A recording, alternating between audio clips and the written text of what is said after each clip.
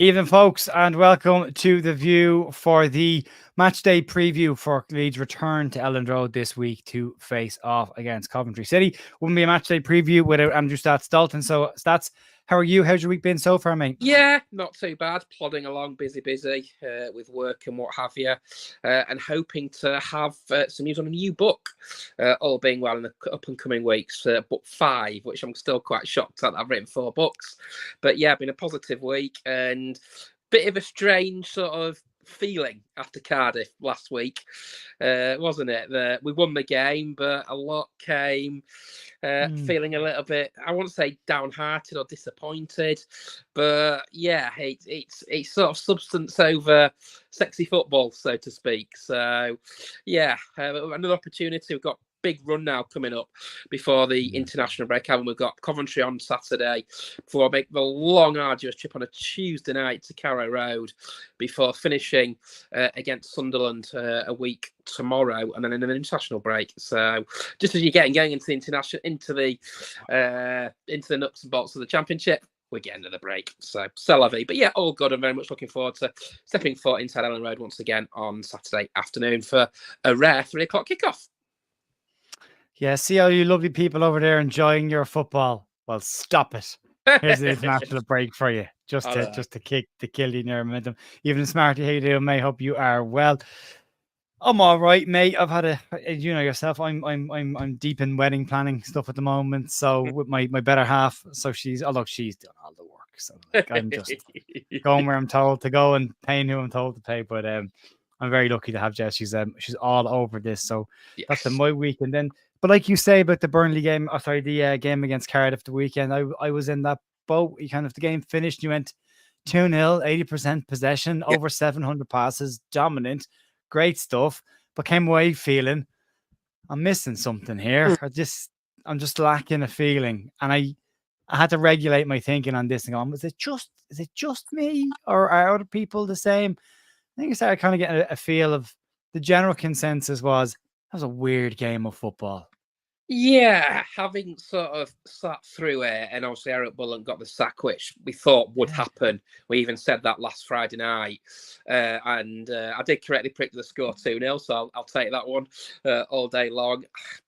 I don't know, Cardiff. Nothing. There were nothing there from Cardiff. I know they had a lot of people, players out injured or suspended or what have you last time out, and they looked like a team devoid of confidence. Had Pascal scored the penalty, it probably would have been a very different game again, and it probably could have been 4 or 5. But it's such a strange feeling, isn't it, at the moment that we're winning games? Okay, we probably should have won the Burnley game. We've lost 1 in 6, which isn't a bad record, to be honest with you, and we've climbed back up into the playoff places. I think these next 3 games will tell us a lot about where Leeds will be this season. You look at them on paper, the tricky games. Coventry, it's probably a very winnable game, but they'll probably come to Elland Road with a game plan and probably do what Burnley did and put a low block in, which Leeds find sometimes difficult to break down. But it's, again, another opportunity at home to get 3 points on the board before 2 very tricky away games. Norwich had a good win last time out against Watford. They've slowly slipped away a little bit. And Sunderland won the Tees Town Derby, didn't they? With a very, very cheeky goal from Chris Rigg last time out against Middlesbrough. So, yeah, the season hasn't really died down yet. It's still very much in its infancy. It's very embryonic, so to speak. But home game, you want your 3 points. We've won 1 in 3 at home this season, excluding the League Cup defeat to Middlesbrough. So I've had 1 of each. Portsmouth on another day, Brendan Aronson scored that goal and gone in. You go home with 3 points. Hull, I thought, were comfortable against Tim Volter's side, and then obviously Burnley came with a game plan and frustrated Leeds. So you don't quite know what you're going to get sometimes at Elland Road, but again, full house. Signs will be up around West Yorkshire, and it's another opportunity to claim 3 points ahead of 2 very tricky trips away from home for the club over the next 7 days or so. It's a weird fixture stats in as far as if you look at Leeds' record against Coventry in the last couple of games, Coventry unbeaten across their last 2 league visits to Elland Road. If they can avoid defeat on Saturday, it'll be the first time ever they've gone 3 visits to Elland Road without defeat. So it's a different looking fixture. You said this to me before we came on live. This is a different Coventry team in the last couple of years. They're missing their heavy hitters and they're not having the same impact. It's gone off enough start this year, but you just don't rule out any type of Mark Robins side in any game. No, and I think I'm certainly sure he's the longest serving manager in the Championship. I think he must be the second longest serving manager in the Football League after Simon Weaver had to get down. And the job that Mark did certainly last season was absolutely incredible. Should have been in the FA Cup final against Manchester City, done by what I personally believe was a very dodgy VAR decision against Man United in the semi-final of the FA Cup.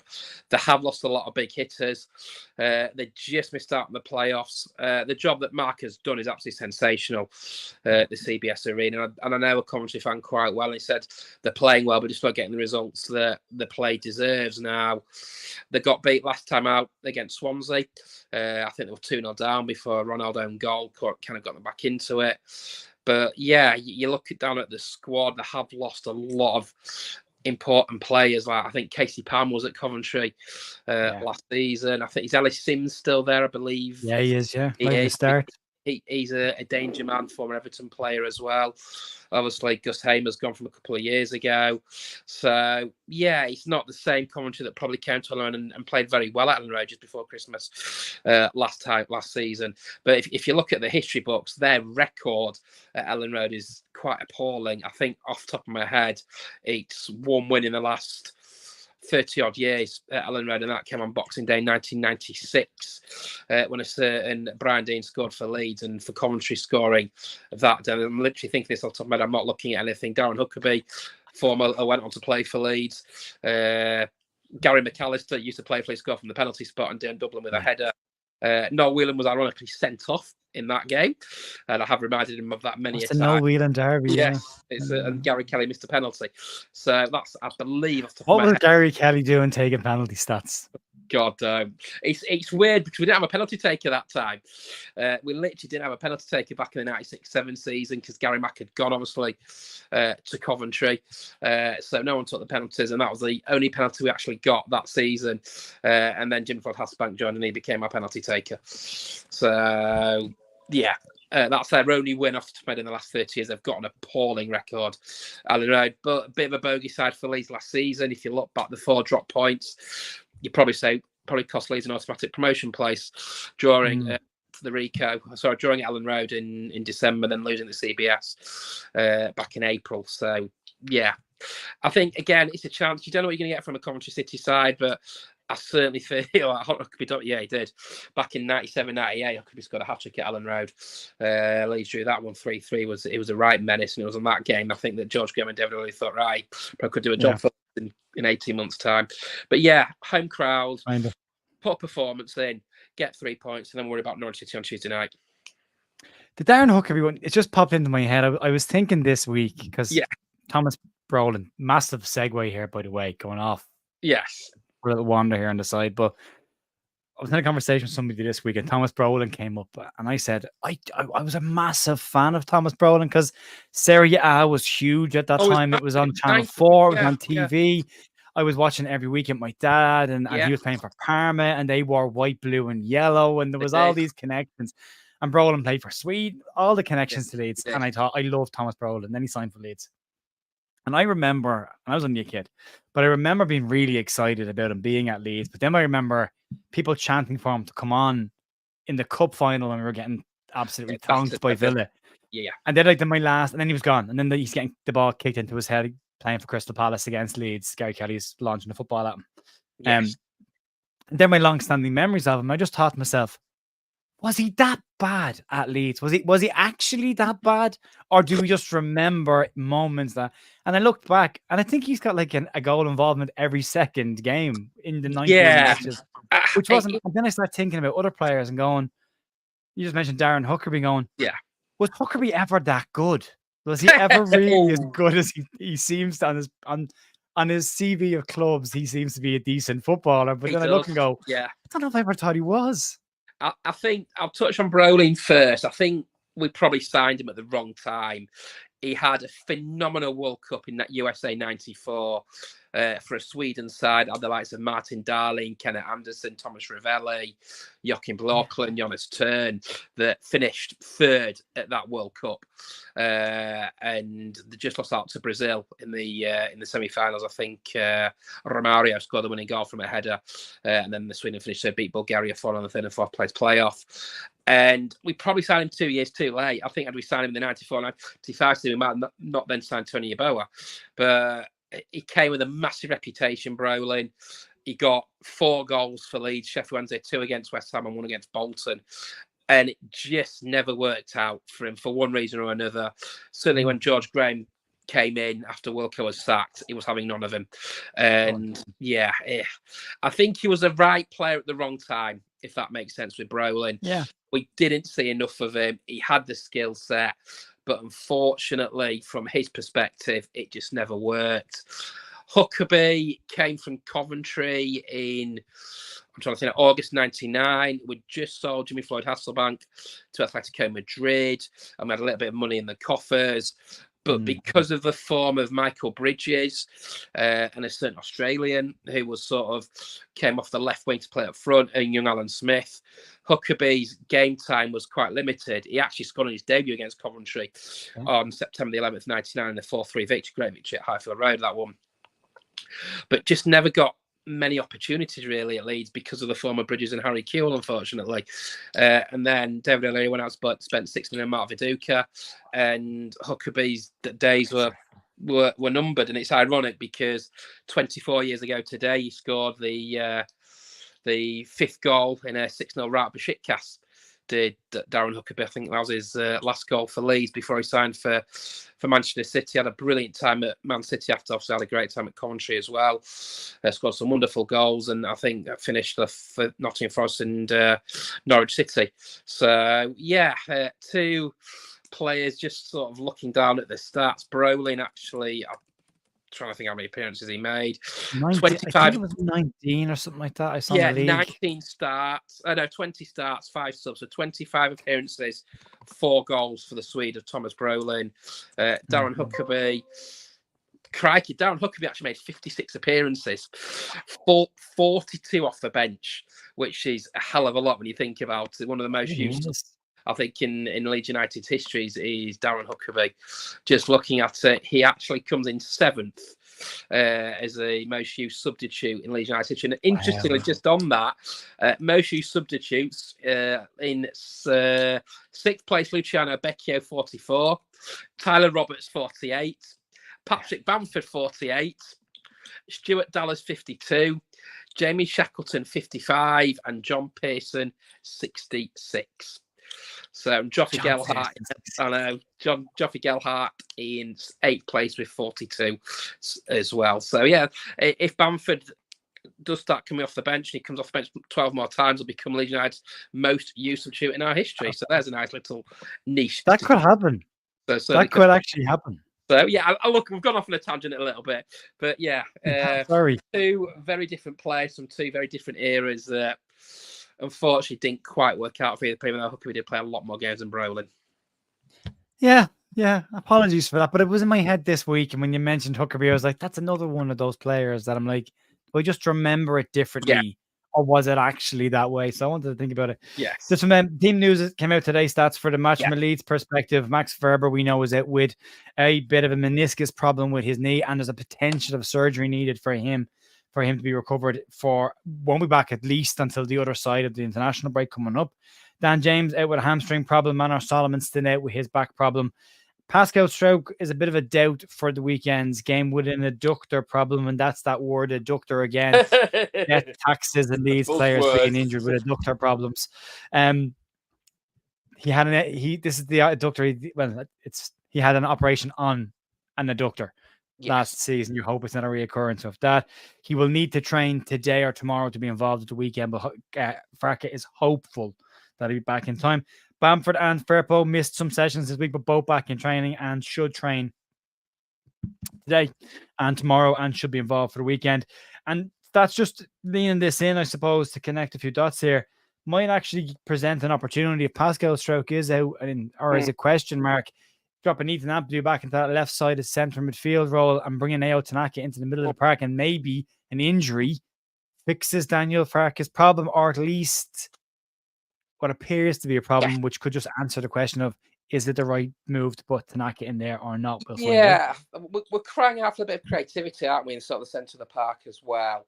We were so successful and so many clean sheets with Ampadu and Joe Rodon at the back last time. If you look at the run that we went on, starting the new year against Birmingham City, I think we won nine straight victories. That kind of coincided with Ampadu and Rodon at centre half. So sometimes a positive does come out of a negative. And I know we had obviously had injury doubts last time out against Cardiff, and apart from Solomon, they all played. So I think if Pascal trains tomorrow, which I hope he does, he'll play. I would expect Firpo to certainly play again on Saturday. I think Paddy will be back on the bench as well. So yeah, it does give him a few interesting headaches. And I think what's important, Jerry, is we've got the 3 games coming up. He's going to need his full squad in these 3 games coming up, especially with the travelling as well, down to East Anglia from one side of the country, back up to the northeast to Sunderland, to the other side of the country as well. So yeah, important important 7 days coming up really for the club. And I think he'll have to utilise his squad. I thought Ramazani took his goal really, really well. First Belgian to score in the Premier League for Leeds United. In the Championship for Leeds United. And first player since Pablo Hernandez to score their first goal for the club away at Cardiff City. So if he's half as good as Pablo Hernandez, we've got a player on our hands. So yeah, it'd be interesting to see team moves-wise, but we can always second-guess it. I do think it might be the same team if Pascal does play, and they'll probably have the same bench. But it'll be interesting to see what he does with his substitutes, because we sort of said, didn't we, after the Burnley game, that we're a bit miffed, so to speak, with the substitutions. But positive comes out of a negative. Went away to Cardiff City, won the game, and I hope you're looking to make it back-to-back victories. Certainly. In September. So opportunity knocks with the first of 3 big games coming up for the club. Yeah, we need to get back to winning ways and make Elland Road a bit of a fortress after that defeat to Burnley. But as you say, 2 games, a potential of 2 games in a row, back-to-back wins for Leeds would definitely get us moving in the right direction. From a Cardiff perspective, going to the game, Jamie Allen and Ben Sheff could return, gives them some more defensive reinforcements onto the bench if Ben Sheff does make it. They've been pretty light in defence so far this season. And Liam Kitching returns to Elland Road after making a name for himself last season, after leaving Elland Road a couple of years ago to head down the leagues to make a name for himself, and very much became one of the top centre-backs in the Championship last season, having a much tougher run of it so far this season. Stats, they've not had a really good start. They're sitting down in 19th place. They've only had 1 win this season, 3 defeats. It's not going particularly well, and a bit of pressure. We've talked about managerial pressure on Daniel Farke this week and last week. Mark Robbins also under pressure, but a different type of pressure in his situation. Yeah, again, as we kind of alluded to earlier, they've lost a lot of good players. Now they've brought in Brendan Sasante from West Bromwich Albion. Still got Alice Sims. They've got Wright there as well, Haji Wright, who caused Leeds problems last season. So they've still got some decent players there, and I think they've just over-exceeded their expectation. Like for me, growing up, Coventry were always a top-flight club, and we had some right battles, some right ding-dongs with Gordon Strachan's side and Phil Neal's and Ron Atkinson's side as well at Highfield Road. So, yeah, they've come a long way in a short space of time. They dropped all the way down to League Two, I think, in 16-17 before finally getting the way back up to the Championship. Lost out in the playoffs, if memory serves me right, in 2022. 2023, they lost the final, didn't they, to Luton? I think that penalty, if that goes in, Coventry could be in the Premier League. And then last season they just missed out, didn't they? So yeah, it shows that one kick in a football can mean so much. Luton Town go and win promotion, and also now they came down, had made an effort of it in the Premier League last season. I've got the riches of the Premiership payment. So I think Coventry will be fine.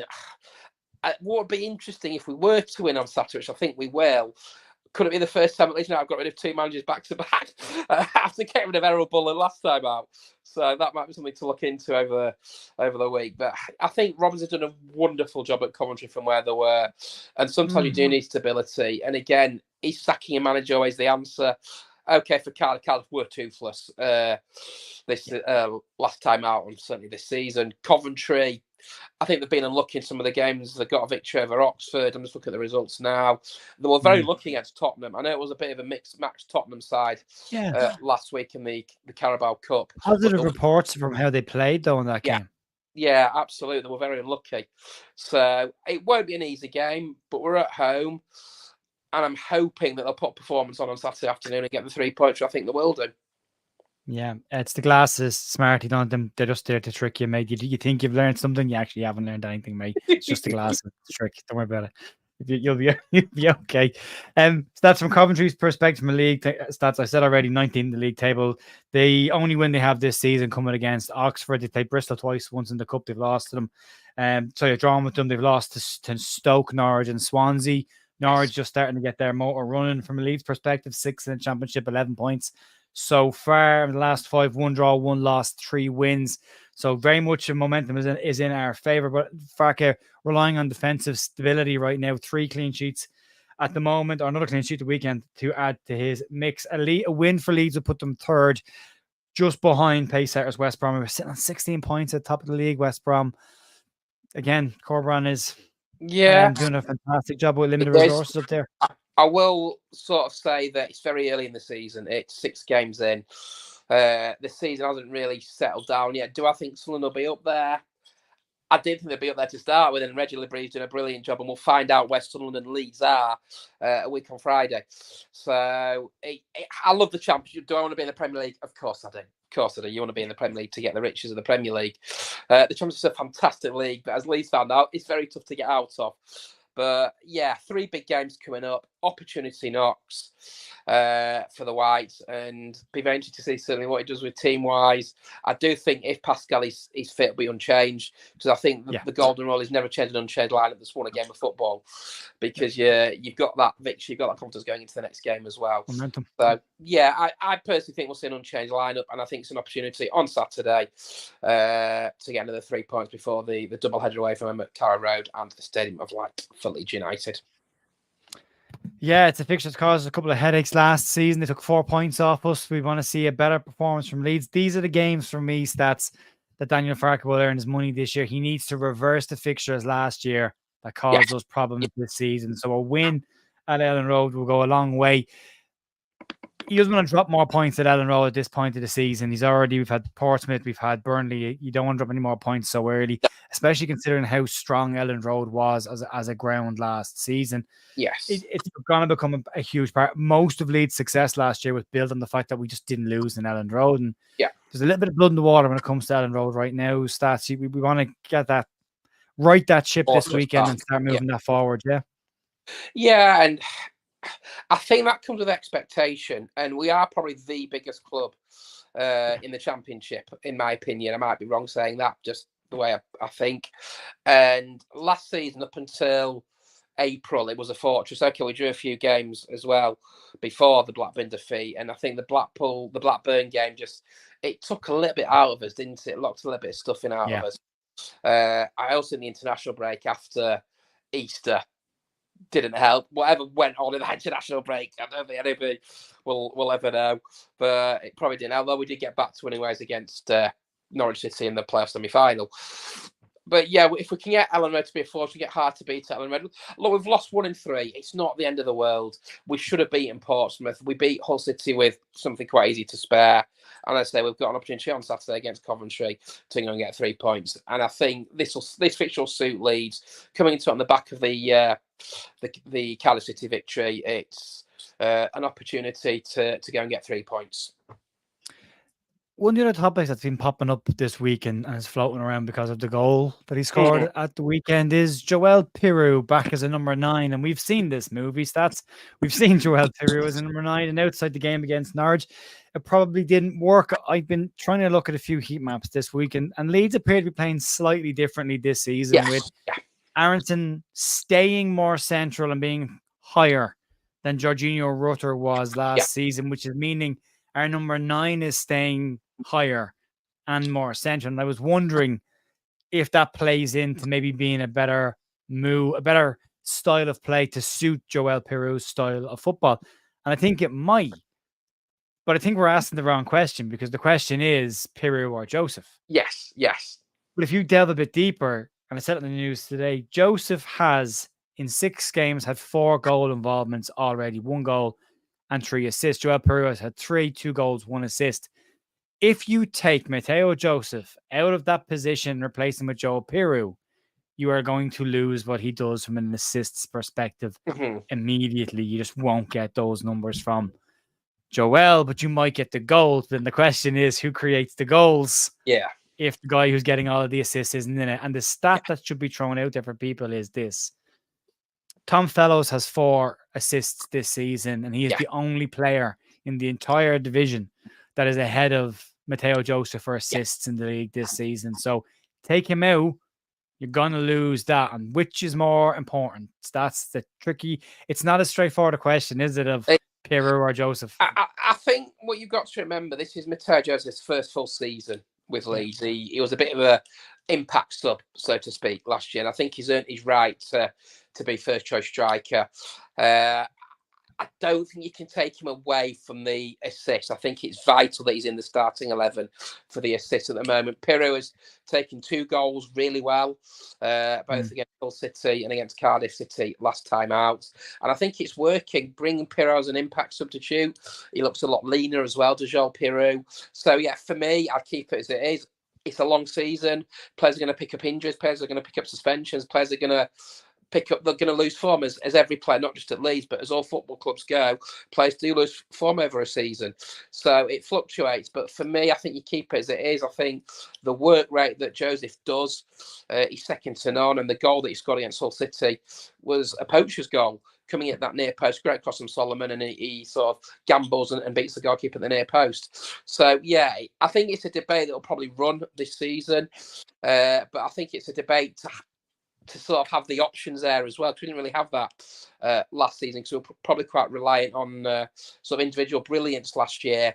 And Bamford or PreVIEW, and obviously Pat's working his way back to full fitness at the moment. So I think it's a great debate to have, but I think, as you rightly say, there's a lot more to look into it as well. I don't think you can afford to lose the assist. If you lose the assist, then who does assist the goals? And then are you reliant on the individual brilliance like we had with Somerville and Rutter last season? So I think it's a good question to have, and I think it's something that will run over the course of the season. Yeah, just looking at Aronson as a 10 versus Rutter as a 10. Now, it's only the small sample size we've got so far this year. But if you look at Aronson, for example, according to FOTMob, from a successful dribbles perspective, he's less than Rutter had when he was in the 10, which suggests he's not running at players as much as Rutter was, or successfully. But from a passing perspective, Rutter's passing accuracy last season was 69% as the number 10. Aronson's is in the 80s already this season. So it means that in that number 10, he's finding more passes than Rutter was. And then if you look at from even the long pass accuracy, 64% versus Rutter's 55%. And then if you look at surprising one was Jules one, by the way. He's won 45% of his duels, which is a really interesting one. But his shots as well. He's had slightly less shots, wins more passes, has more accuracy, and attempted more passes in general than Rutter does. So you're getting a number 10 who's linking play an awful lot more, which should create more chances. I think Joseph is a couple of games away from a massive run of just bang, bang, bang, bang, bang. But for me, as long as he's contributing to what Leeds are doing, it doesn't matter if he's scoring or getting the assist. Same with Georgie last year. And he's getting assists this year, and you don't want to take those out.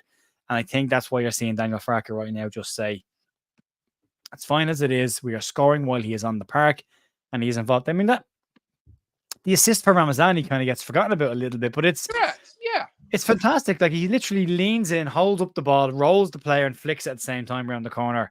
And Ramazani's straight through on goal. And that's all the things you're looking for from number 9. Holding a ball up, linking the play, making opportunities. So yeah, it's a tricky one, but I don't think it's as straightforward as one or the other one. The other talking point this week has been the midfield, been Tanaka, and we touched on it briefly there. The fact that there could be an injury might actually open the door.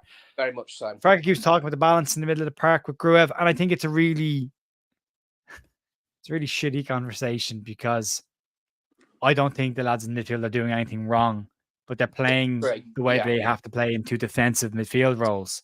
Yes. We're all frustrated because we don't want to see defensive midfield roles. We want to see attacking. So we're looking for them to replace one of them with Tanaka Not because they're playing badly, because they're not playing badly, but just because we want to see a different profile player in there. Yeah. Where's your head at after another week of this? Again, I think the answer to that is it's a squad game, and Tanaka's opportunity I'm sure will come, whether it be this weekend or next weekend or whenever. But the opportunities for the players will come. That is why you have a squad, and that's why you've got 46 games and possibly more for playoffs, and that's why you utilise the squad. So yeah, they'll come. The opportunities will come, and I'm absolutely certain that's why Daniel Farke he's played the big bucks and we're not. In the nicest possible sense. I don't know. Sorry.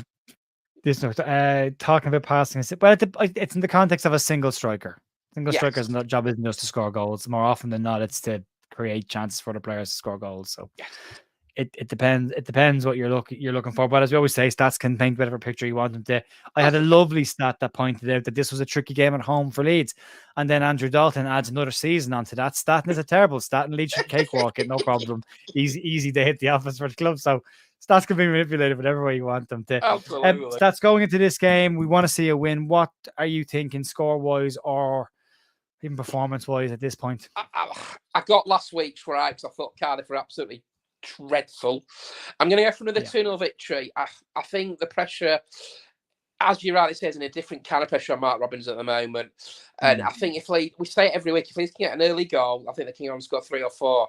Someone will get a hammering somewhere along the lines. Whether it's Coventry on Saturday or Norwich or Sunderland or whoever, someone will get a hammering and they'll take the chances. Like the Cardiff game could have been 4 or 5 on another day. I'm going to go for a routine 2-0 victory.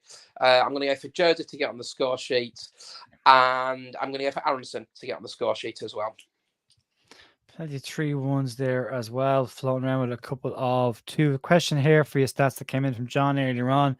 Question for stats: who scored the goals for Leeds in the 4-3 win against Hull in the 89-90 season? That was a 4-3 victory back in February 1990. John Hendry for a header from a corner. Vinnie Jones on an unbelievable volley from 25-30 yards out. Imre Varadi on debut and Gunnar Strachan on his birthday. And I'm not looking at anything. That is literally... You couldn't have. There's no way you would have found it that quickly. There's no way that random question. So I don't know who sent that in, but there's your answer. Yeah, Anthony just asking about De Bayo. I marked it earlier on to come back. De Bayo is a right-sided centre-back, so unlikely to be the one that would replace Pascal. But they did say this week that he has impressed in training De Bayo. So you never know. And John Redmond was at that game. Oh, there you go then. Against Hull City back in 1990. 89-90. Yeah, John's at most games. Heady days. John frequents Dublin and Leeds, Bradford Airport on a regular basis. John will always be seeing busy boy getting the games. Folks, I think we'll wrap it up there. Look, we'll see how it goes. This time last year, I look back, I was criticizing our performances over our results. So I think it's just part of Daniel Farke's early season process. The good that came out of it was we went on a run and we started playing some lovely football. So let's hope we start to see that start this weekend. Get 3 points on the board, which is the single most important thing, I suppose. Yes. I'll come on later on Saturday night and moan about how bored I was, but we still got 3 points. And then we'll take a break Sunday. There's not going to be any news on the Mondays anymore going forward. I'm going to take Sunday, Monday as the break now for my days off. Monday night, we will have the panel review and then we're back to normal again. But tomorrow morning for the news and podcast will be out tomorrow evening as well to run into the weekend. So plenty of content to get stuck into. And we'll have countdown to kick off before the game on Saturday. It's a home game, so this man will be very, very busy up at Elland Road. So I will try and drag Danny, and I'll see if anybody else is floating around and fancy having a chat with us in the mornings. Right, folks, enjoy the rest of your day. Talk to you soon. See ya.